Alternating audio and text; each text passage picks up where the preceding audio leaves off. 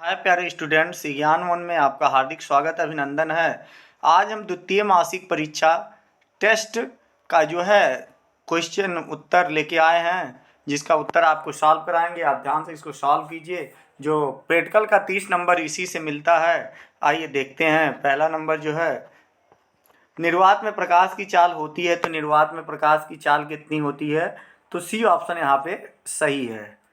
अगला देखिएगा, कोई दर्पण किसी भी वस्तु का प्रतिबिंब सदैव सीधा बनता है, क्या हो जाएगा? तो जो समतल दर्पण होता है उस पे जो है हमेशा जो है सी ऑप्शन आपका यहाँ पे डी ऑप्शन यहाँ पर आपका सही है। समतल उत्तर दर्पण पर जो है हमेशा सीधा बनता है। अगला देखिएगा, विद्युत ऊर्जा का मात्रक क्या होता है? तो विद्युत ऊर्जा का जो मात्रक होता है वह होता है किलोवाट घंटा। तो डी ऑप्शन यहाँ पर आपका किलोवाट घंटा है सी ऑप्शन में। सी ऑप्शन आपका यहाँ पर सही हो जाएगा।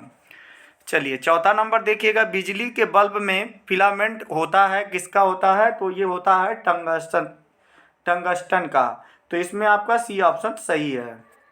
अगला क्वेश्चन देखिएगा, चुंबकीय क्षेत्र की तीव्रता का मात्रक क्या है? तो चुंबकीय क्षेत्र की तीव्रता का मात्रक जो होगा आपका आई माइनस एम होगा। तो यहाँ पर कौन सा ऑप्शन सही हो जाएगा? तो बी ऑप्शन आपका सही है। अगला देखिएगा, कौन सा मात्रक चुंबकीय क्षेत्र का नहीं है, इसमें से पूछा गया है। तो कौन सा नहीं है? आइए देखते हैं। Weber metre, tesla, gauss, newton metre.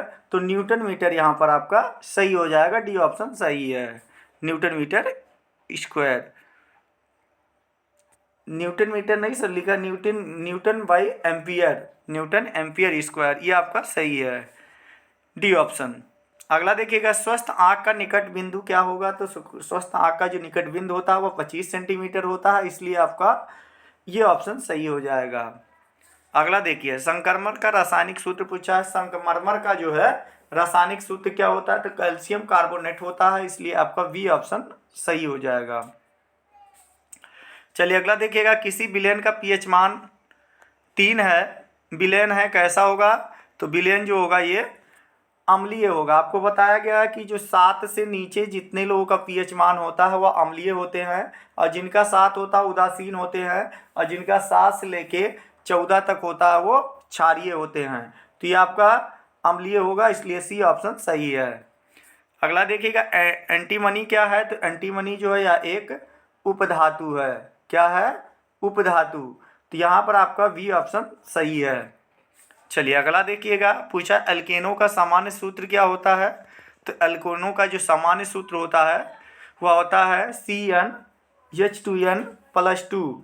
तो कौन सा ऑप्शन सही हो जाएगा? ए ऑप्शन यहाँ पर सही हो जाएगा। चलिए अगला देखते हैं, 12 नंबर क्वेश्चन, एथिल एल्कोहल का आईपीएसी नाम क्या है? तो एथिल एल्कोहल का जो आईपीएसी नाम होता है आप देख लीजिएगा, क्या हो जाएगा? आल जुड़ेगा, आल किस में परिवर्तन होगा? नाल में परिवर्तन होगा, तो हो जाएगा एथेनॉल। ये ऑप्शन आपका सही है। ये ऑप्शन आपका सही है। चलिए अगला देखिएगा, यहाँ पर आपका ये ऑप्शन जो है सही हो जाएगा, एथेनॉल। चलिए अगला देखते हैं, 13 नंबर पूछा है कि ओजोन नष्ट करने वाली गैस क्या है? तो ओजोन नष्ट करने वाली गैस कौन सा है? तो Cl है। क्या है? Cl है। और ये कहाँ होता है?